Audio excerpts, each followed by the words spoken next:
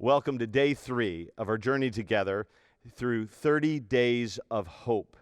I hope you're being encouraged by these times that we're sharing with one another.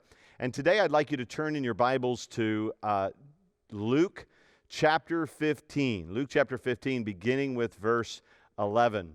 We've been talking about the names of God, and one thing that we see often in the Bible is God referred to as our Father.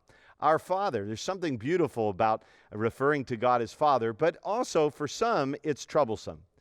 You may be somebody who didn't have a good relationship with your father, and so projecting that name of Father to God, to your God may be a struggle for you because you didn't have a good experience with your dad.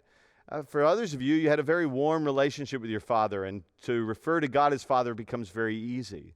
But whether you had a father where there's some pain in the relationship or a father where it was just pure joy, either way, the fact is that God is always a good father that is wanting to include you into his family.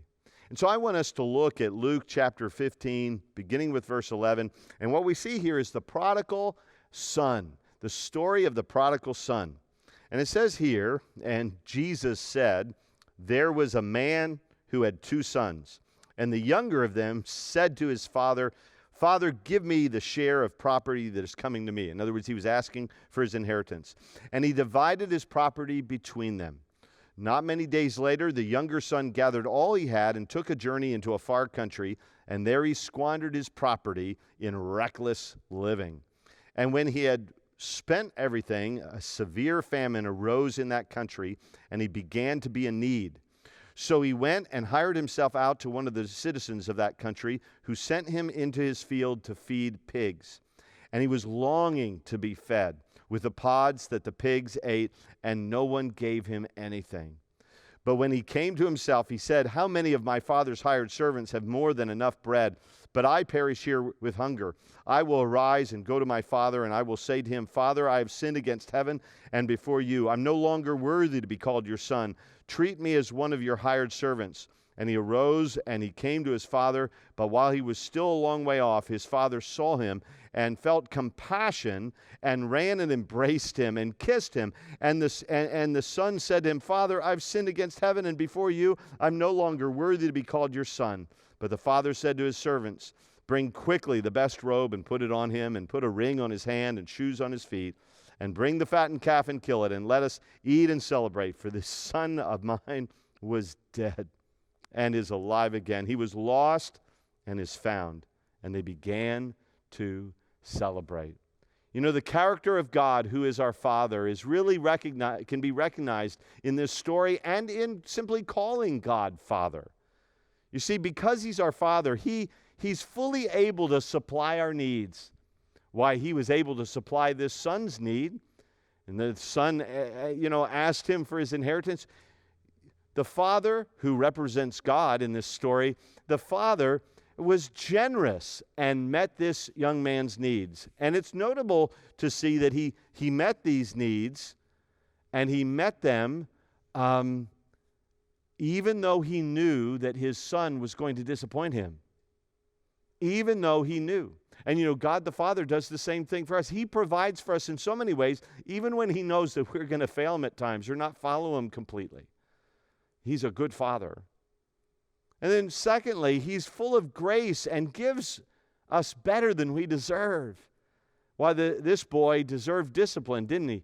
But he got an inheritance. He deserved discipline for simply asking for his inheritance before his father had died. That was rude. But instead, he was given generously. And then when he had gone and wrecked his wealth in wild living, we see that the Father gives him grace.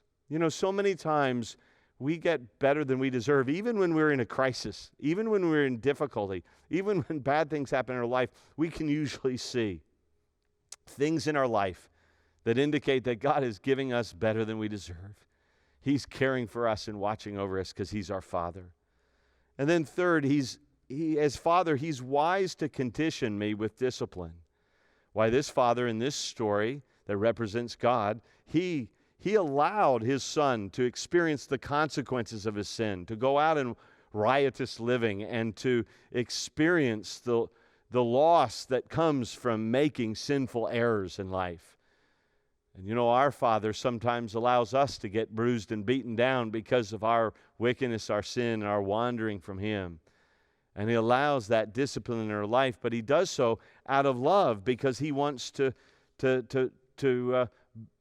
call us back to himself, for us to realize, come to our senses and realize, we have a good Father. Why are we going against him? You might be thinking that right now. You might have been wandering from God, and now you're wondering, why would I wander from a good Father? I should come back to him. And here's the good news. As Father, he is there to run and embrace you when you return. We see that in this story. He runs and embraces his son, and he is ready to run and embrace you. You might be somebody that as of late, you've been wandering from God. And this present crisis that we're in as a nation and a world may be shaking your foundations and causing you to go, what about my relationship with God? I haven't been walking with God like I should. And you might go, oh, I don't know if God would accept me back. But he's a good Father. He's waiting for you. He's been waiting for you all along. And he's there, ready to capture you up in his arms as you return. So return to him because he's your Father.